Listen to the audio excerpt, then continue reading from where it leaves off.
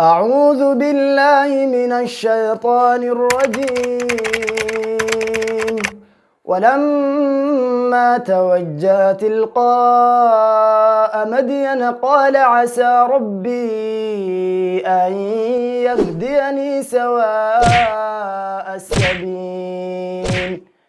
ولما ورد ماء مدين وجد عليه أمة من الناس يسقون ووجد من دونهم امرأتين تذودان قال ما خطبكما قالتا لا نسقي حتى يصدر الرعاء وأبونا شيخ كبير فسقى لهما ثم تولى إلى الظل فقال رب إني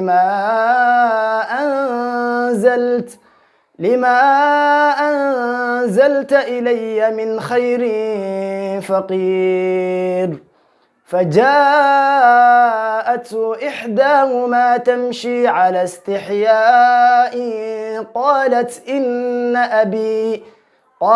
إن أبي يدعوك ليجزيك أجر ما سقيت لنا. فلما جاءه وقص عليه القصص قال لا تخف نجوت من القوم الظالمين. قالت إحداهما يا أبت استأجره إن خير من استأجرت القوي الأمين. قال إني أريد أن أنكحك إحدى ابنتي هاتين على أن تأجرني 8 حجج فإن أتممت 10 فمن عندك وما أريد أن أشق عليك ستجدني إن شاء الله من الصالحين.